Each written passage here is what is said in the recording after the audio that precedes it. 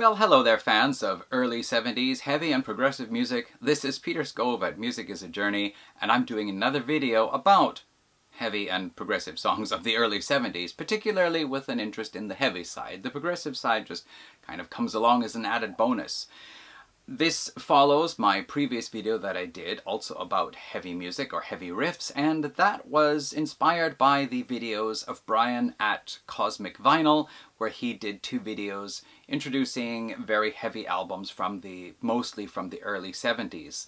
So we're moving along with that thread there, and there were a few of these bands, well, I'd say 3 of them that Brian introduced that I didn't have in my collection, so I have since added them to the collection, and that is why we are talking about them today, plus some other groups that I found while I started digging around again.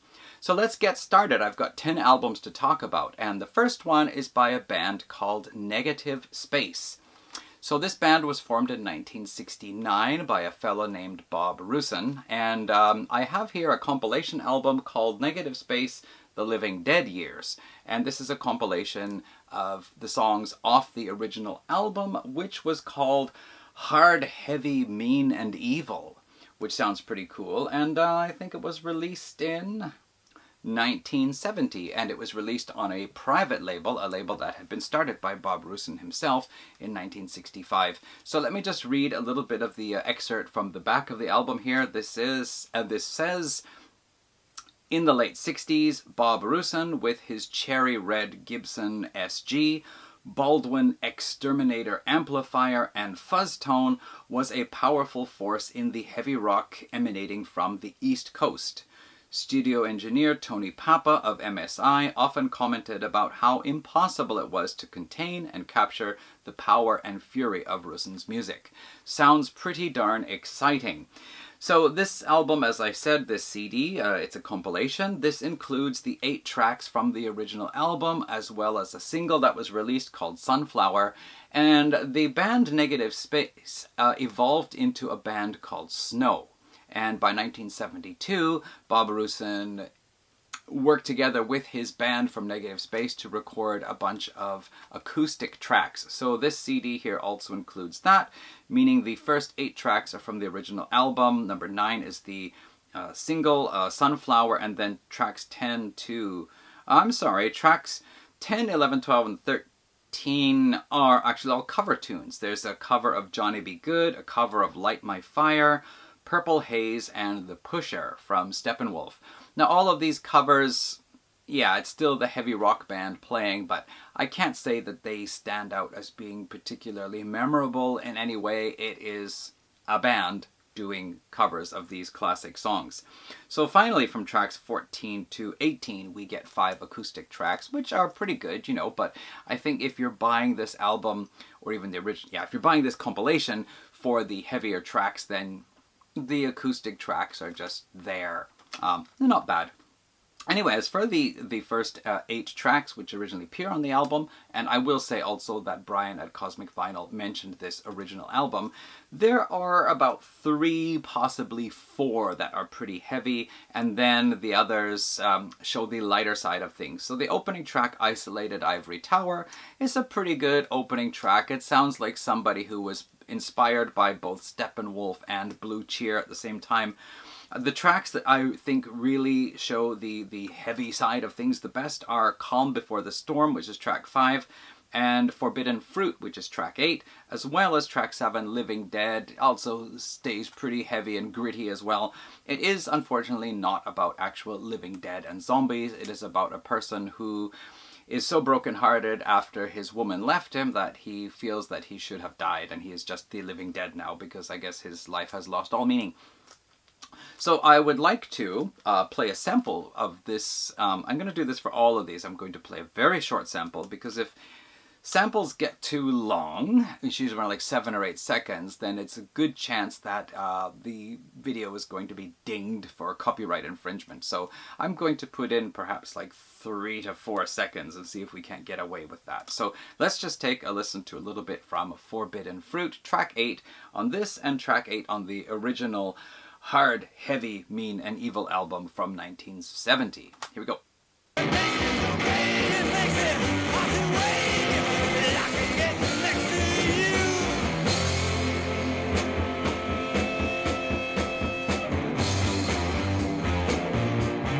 The next album I'll talk about is one that I discovered on a blog called Pop Matters, a website called Pop Matters, and somebody wrote about, I think it was up to 50 heavy albums from the early 70s that are mostly lesser known. At least there was no Black Sabbath, Uriah Heep or anything on there.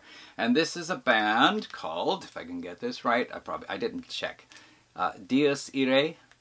Anyway, it means the day of fury or a day of anger, whatever. This is a band that came from Saarbrücken, Germany. Totally butchered that, I'm sure. But anyway, that place, if you know what I'm talking about. They formed in 1968 and continued on until 1972. They released their album entitled First. It could have also been entitled Only, because I think that's all they ever did. But it was titled First, and it was released in 1971 on the Pilz label, P-I-L-Z label.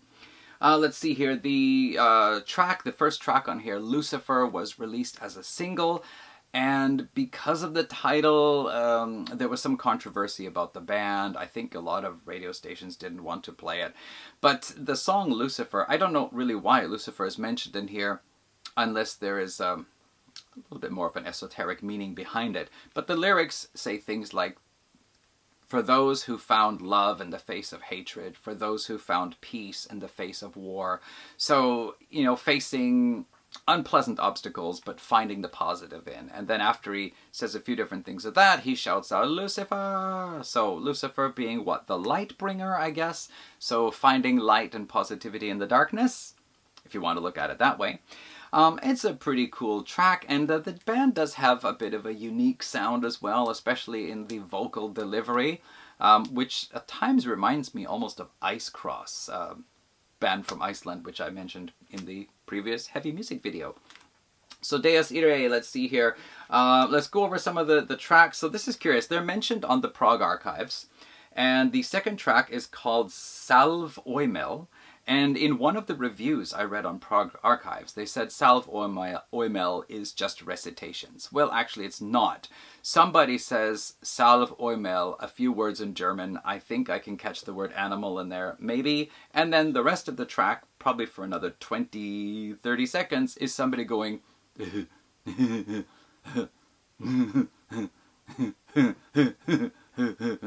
yeah, the rest of the track. So not exactly recitations, unless it's recitations in madness, I guess. This album, well, they do cover a lot of different things here. There is track number 4. It's a song called Trip, which is inspired, well, it's about taking a trip together to the cosmos, I guess, but it's pretty weirdo, psychedelic type stuff, and apparently they actually made a video for it at the time, which is on YouTube, which I had fully intended to watch before this video, and haven't gotten around to it yet. Sorry, but you might want to check it out. Dies Irae, Trip, see what it's all about.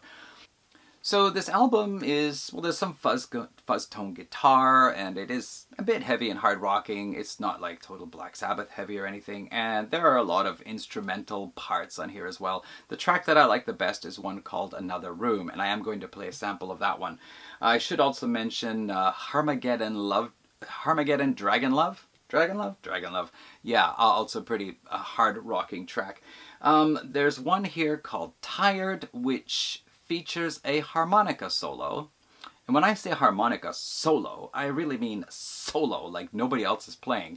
And that harmonica solo is about a minute and 20 or 30 seconds long, I think it was, of just harmonica playing. So if that's your thing, you might want to check out the track Tired. I kind of got a bit tired of listening to it. You knew I was going to say that too, didn't you? Then there's a track called Witches Meeting, which sounds really cool because they've got a song on here called Lucifer, right? Well, Witches Meeting is that early 70s kind of jazz rhythm section type rock, and they feature a bass solo, which I think was a minute and 50 seconds, and it is a bass solo. And it is not a particularly inspired one. It's kind of just like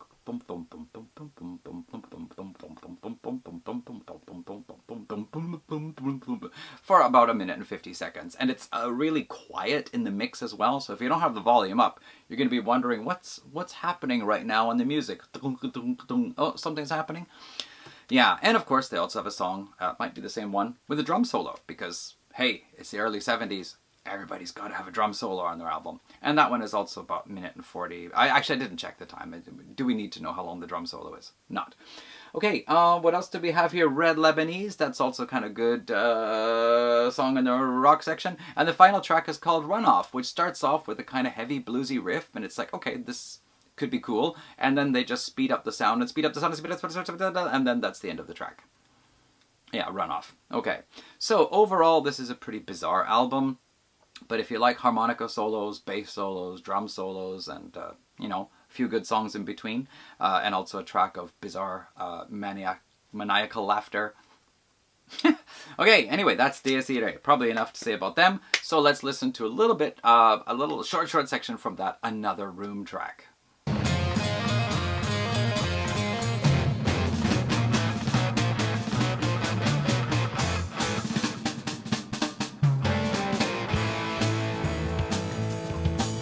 So next up we have a band called the McChurch Soundroom. Sorry, this CD's in this plastic here. And their one and only album called Delusion. They were a band, a Swiss band, actually. It's labeled as Swiss krautrock, really. However, it was the main person behind the band was one Sandy Chiesa of Italo-Swiss. An Italo-Swiss person. And he plays vocals, flute, and acoustic guitar on here. So apparently the name Chiesa means church, and so he anglicized it and you know, made it a little more even Scottish sounding with the McChurch. Anyway, McChurch Soundroom. Soundroom was the place where they used to rehearse, so that's the name of that. And with a wax-coated skull on the cover, and well, you can't really see it because of the plastic, but there's a skull and a nest on the back as well. It's, you know, you would expect this to be a pretty heavy, doomy, early stoner rock type album, and it is actually not so much. Let's just see here. We've got the first track, Delusion, but even though I'd say it's more like jazz rhythm-ish, dark rock, but it's not particularly heavy like in the guitar tone. In fact, there's not a lot of distortion in the guitar tone, and there's very few places where they actually bring out that kind of punch and grittiness that you would expect from an early 70s heavy rock guitar. It is more along this, more lighter anyway, jazz rhythm type, serious rock, I guess, wandering into the progressive territory. Lots of flute solos, keyboard, organ solos, guitar solos, and yes, the second track called Dream of a Drummer is also one that features a pretty long drum solo. So there we go. If you want to do a collection of records with drum solo tracks in them, you know, actually I'm going to do a video about that because I have so many of those now. Like anybody wants to watch that, right? Okay, but anyway, I think the song on here, let's see here, Time is Flying is the song I'm going to play a sample from, but actually I also want to include just a bit of a sample from this track here, What Are You Doing? Because the vocal melody sounds a bit familiar. Here, just give it a listen.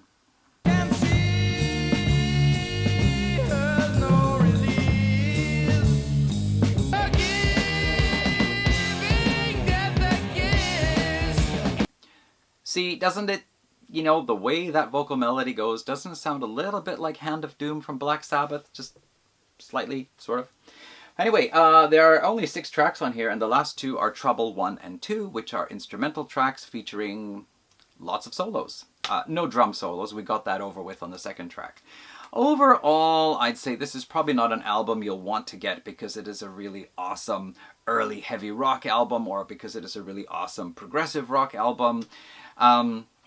You know, I got it. It was available on Yahoo Auction. I got it and satisfied my curiosity. I can certainly put it in with the collection of the, you know, early 70s heavy progressive rock side. But that's about it. You might want to check it out anyway. See what you think.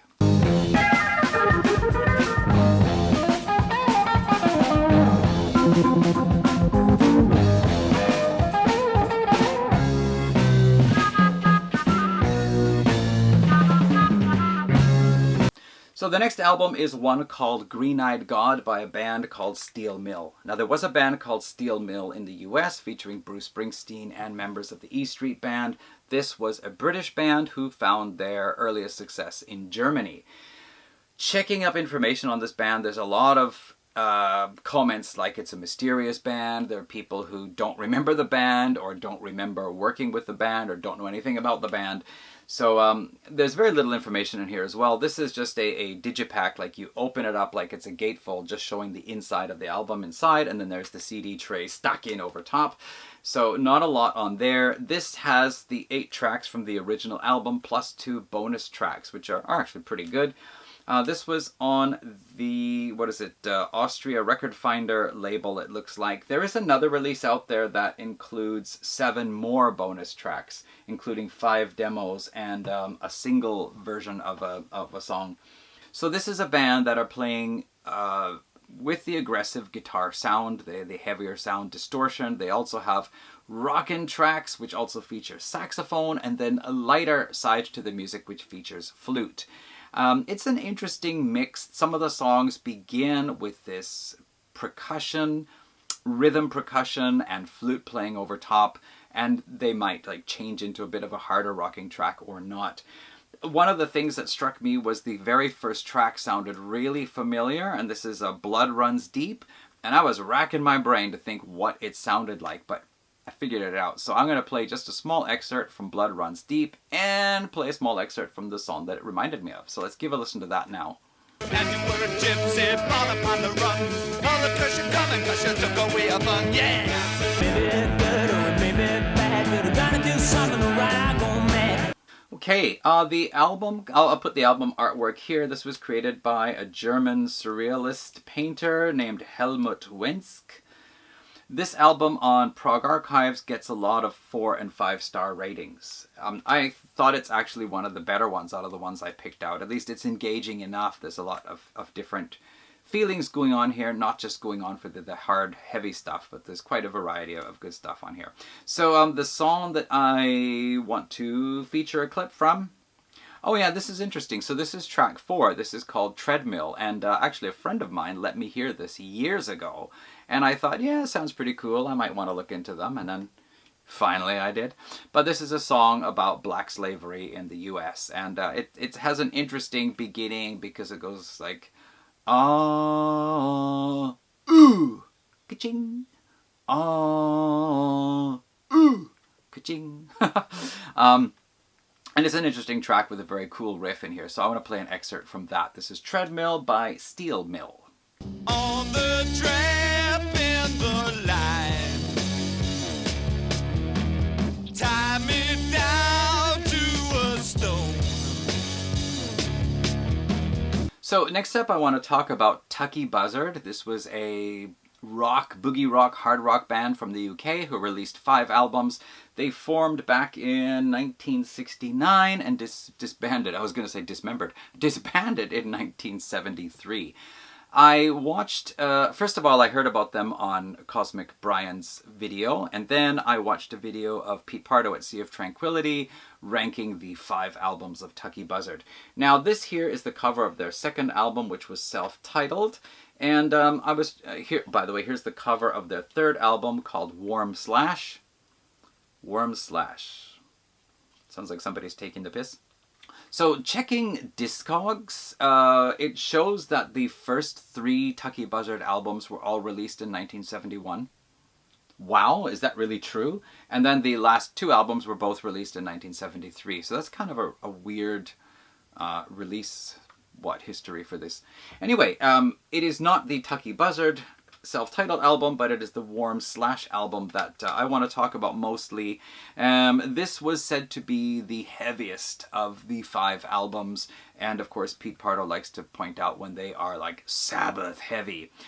Honestly, I don't hear Sabbath heavy, but there are a couple of places in here where I feel it's like Uriah Heep heavy, because Uriah Heep could get pretty darn heavy when they wanted to.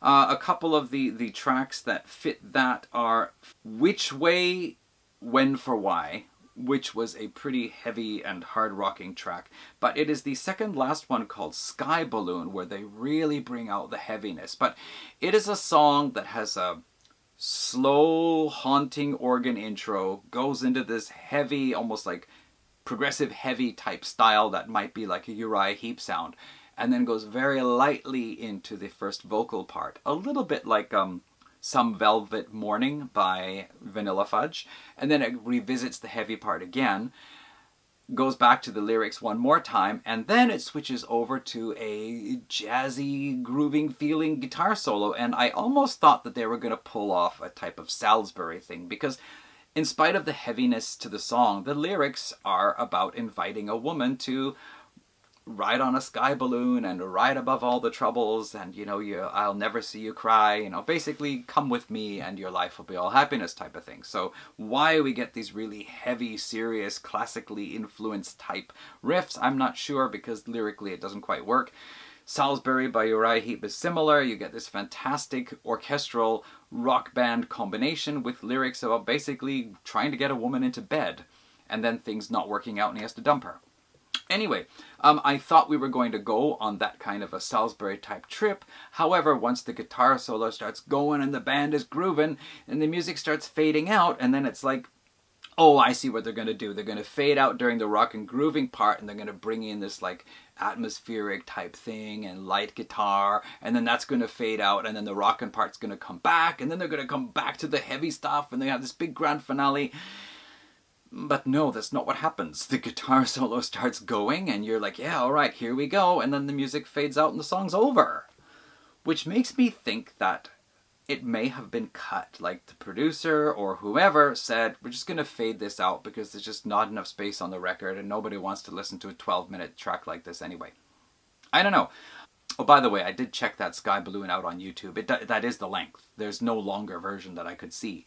But this one here has 2 albums on 1 disc, and I find the sound quality is almost like it's taken from a piece of vinyl, because it does have this higher tone scratchiness to it that doesn't sound like it's from the original master tapes, unless, somebody stepped on the master tapes or something.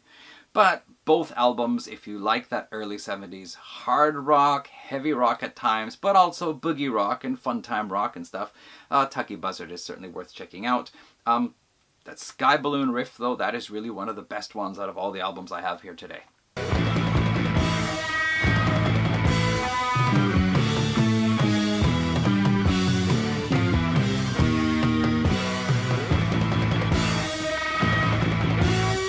So next up we have a band called Elias Hulk, and this was a band I checked out many years ago, but I just didn't get around to buying the album. Either it may have been too expensive or unavailable, or just I started to move on before I got there. But recently Alex at Beer and Vinyl has mentioned this in one of his videos, and I thought, okay, I'll check it out once more, and it has since been reissued. I think it was reissued on Esoteric Records from 2022, Cherry Red Records. So yeah, that's pretty good. This is an interesting band. It is basically guitars, bass, drums. I don't remember if there was organ on here now.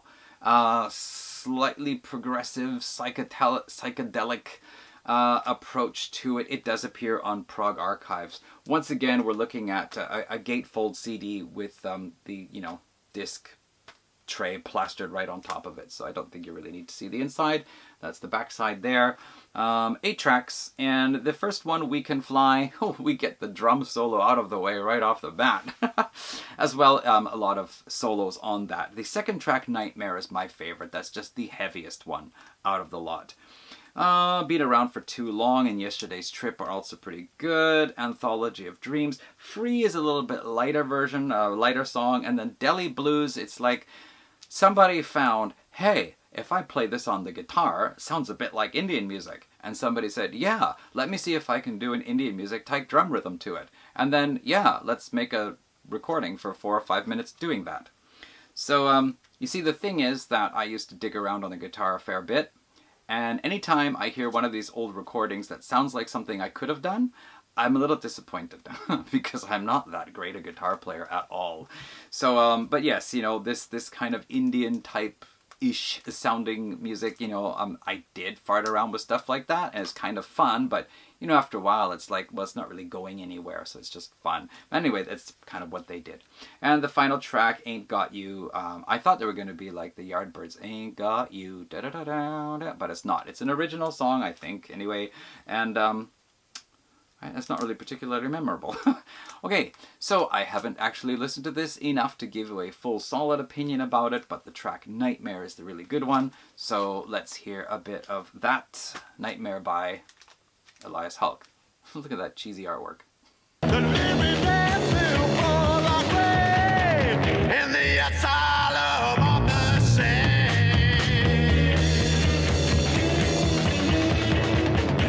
So our next band, this is not a heavy band, at least not at this point here. This is a band called Epitaph, who are out of Germany. When did Epitaph form? They formed in Dortmund, Germany in 1969, and they lasted until 1982 with, I think, 2000 to present. There was some regrouping going on. They had a singer from Yorkshire, they had a singer-guitarist from Yorkshire, a Scottish drummer, and a German bass player, and then they brought in a second German guitarist to make it a four-piece band. And they do a lot of these dual guitar harmonies like Wishbone Ash do. This band, their first album was a variety of things. They had like an American type hard rock, an American type southern rock, more like jazzy progressive type thing, a little bit more psychedelic thing, and something going a little bit darker. So it was kind of all over the place. This album is more consistent. All the tracks more or less follow the same style of music, featuring the dual guitar harmonies a fair bit, as well as some, you know, lots of guitar solos and drum solos, and it's kind of more, I don't know, just consistent in that way. This was the second album called Stop, Look, Listen. So I got this off Yahoo Auction, and I just saw it on Yahoo Auction, and the person, you know, he opened everything up and had a picture so I could see what it looked like, and I thought, that's cool, and I got it, and I had no problems with it. But then he left a comment saying this was it was supposed to be a European reissue, but this seemed to be released in Japan, and he paid a lot of money for it, so he's not really sure what's going on. So I looked into it, and there is actually no label name on here. Looking around inside, there is just a code that says OSAACD and a numerical code on here. That's it. So I really don't know what label this was released on at all. However, there was one on Repertoire Records. It looks like this. It was also available on Yahoo Auction, but for 6 times the price of what I paid for this. This one was quite cheap, actually. And the sound quality is fine, the music is fine, I'm fine with it. I don't need to spend 6,600 yen to get this, you know, Repertoire Records version, even though the Repertoire Records version comes with some information about the album and the band, which this one doesn't. Anyway, that is Epitaph. So after this, I think things didn't work out with their label. They got a new guitarist, they went to the US, and they switched their sound to being a little more hard rock, boogie rock style, but I've never really gotten into those albums, so I don't know what happened. But I want to play a little bit of an excerpt from the song Uptight on here, just so you can hear that wonderful dual guitar harmony sound. So let's hear a little bit of that from Epitaph's album, Stop, Look, and Listen, their second album.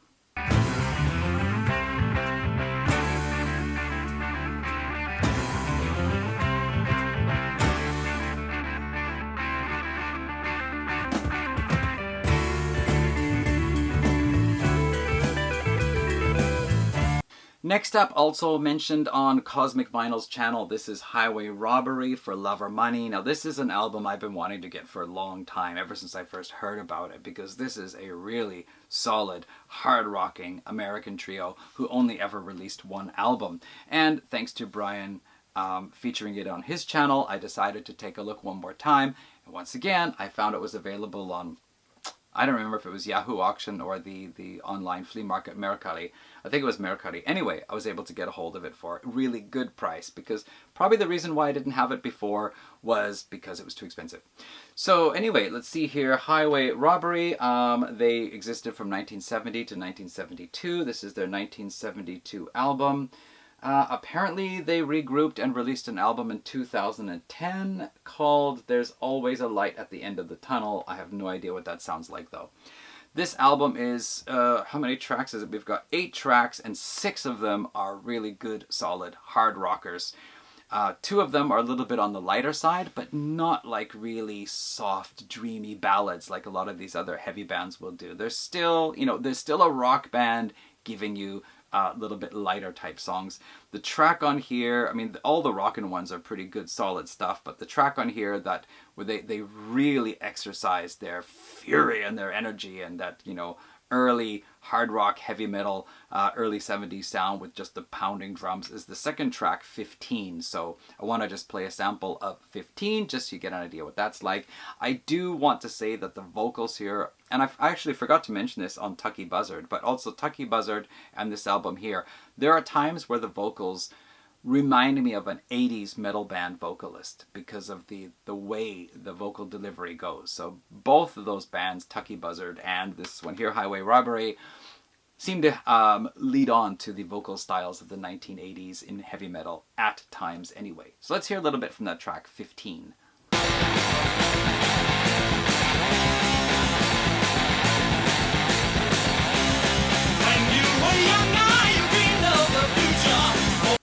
So here's one that came from that Pop Matters blog post. This is a band called Irae.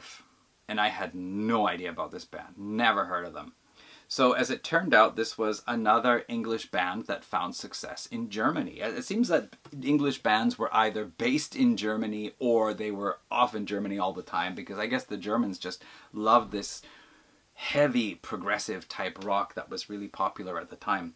So this band is named Irae. Let's see, they formed in 1969. No, they didn't. They formed in 1967 as a band called Some Other Guys. They changed their name to Irae in 1968 because they were always driving from location to location in Germany. And in 1969 they released a 2-sided single which was Classic Rigby, which was the Beatles' Eleanor Rigby combined with Beethoven's Fifth Symphony. And it was part 1 and part 2. This CD reissue here includes part 2. The sound quality is not that great, but it is still a 6-minute and 8-second version of Eleanor Rigby with the guitars and organ at the beginning going dun dun dun dun dun dun dun dun, and guitar and organ trading off with a dun dun dun dun dun dun dun dun dun, whatever. So yeah, that's interesting. Anyway, let's see here. By 1972, I'm looking at my notes. About 1972, they released their one and only album, self-titled, in fact. I Drive, right? Yeah, I Drive. And then in 1973, they split up, and 2 of the members went off to record 2 songs, Castle in the Sky and Coming Home, for the Spanish market. And unfortunately, those 2 songs are not included on this. We do have the 11 tracks from the original album, as well as 9 bonus tracks on here. Gotta do the math quickly. 9 bonus tracks, which includes some radio version or edit versions. We have an outtake song. We have a bunch of demos on here. That's right, German single. This is mostly quite a heavy album. At the very beginning, they have some robotic voice saying, "You will listen to me. Attention, attention. You will play this gramophone record as loud as possible, as loud as possible." And then, the band comes in as loud as possible. And the opening track, Down, Down, Down, is a pretty good solid opener. The album mostly stays on the heavier and slightly progressive side, does actually have some lighter moments. What I found interesting was that a little bit along the way, near the end, we actually start getting more feature of the organ with the band stepping back. So there are 2 things I want to feature on here. One of them is from a song called Before the Devil, which is a good example of the band's heavy side. And as well, I just want to choose feature, what the heck was it now? And as well, I want to feature a bit of the second last track called Be the One, which has this little organ solo part where things almost go a bit Doorsy in a way, like the Doors in a bit. So let's just listen to those 2 samples from this Irae album.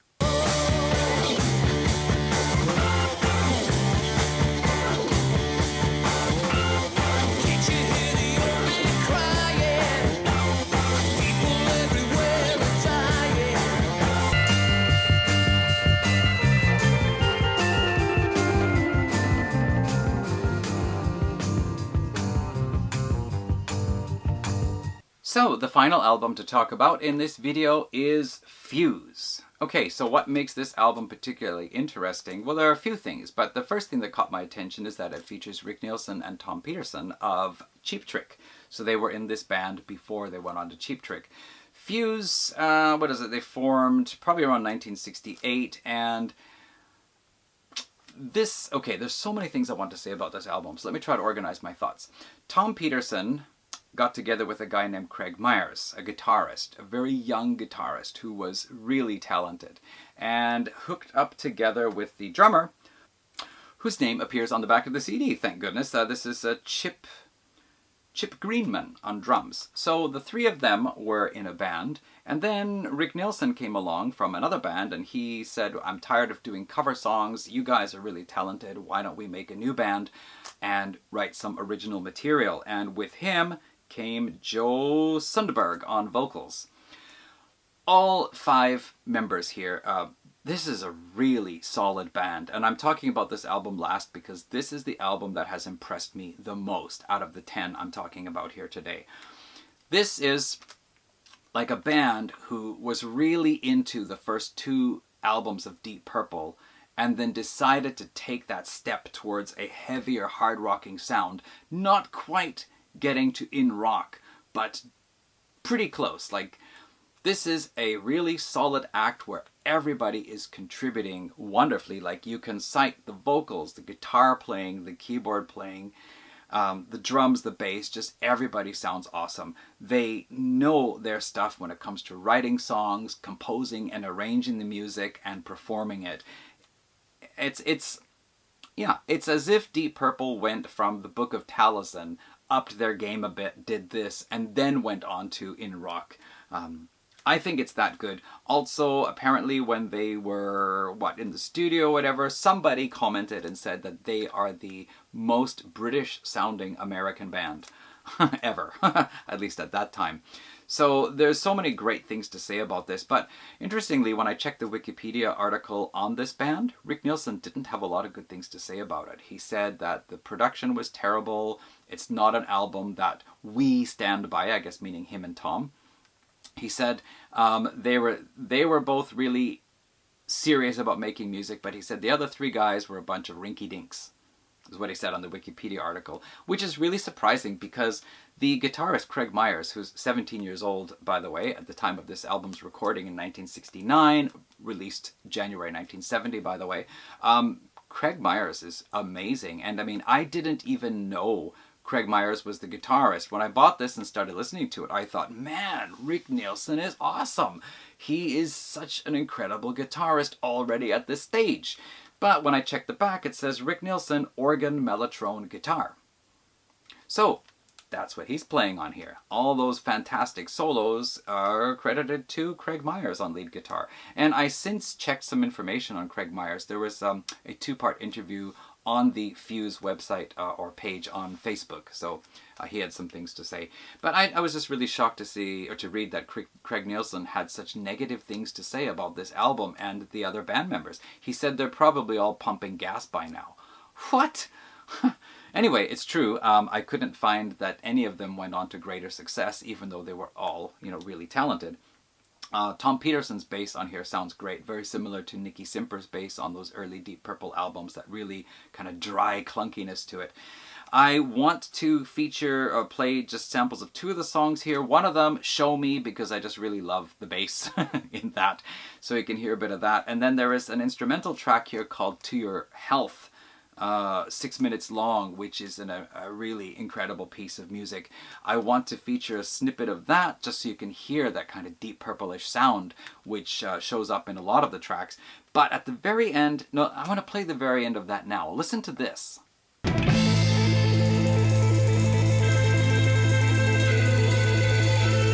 Is that not tapping?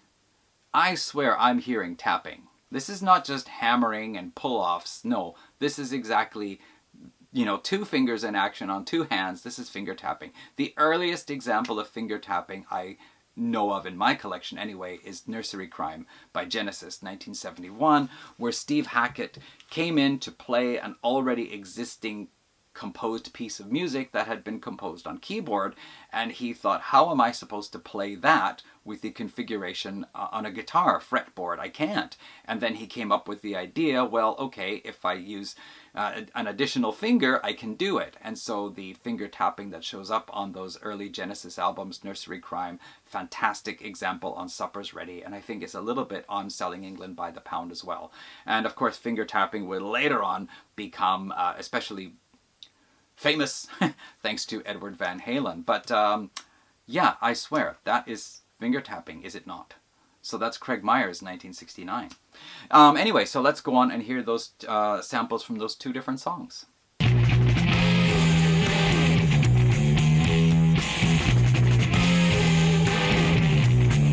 Someday I'm gonna show you.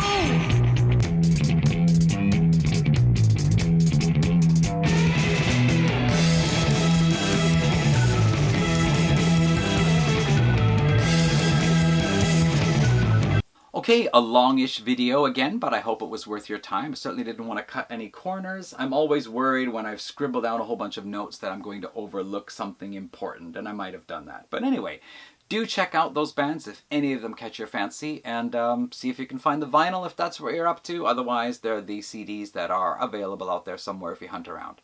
So thank you so much for watching, and I'm probably going to talk more about early 70s heavy and progressive stuff, because I have some albums I haven't talked about yet, and I want to get into them as well. So you'll see another video like that coming up probably in the next few weeks. Anyway, thanks again for watching. See you around in another one. Take care all. Bye.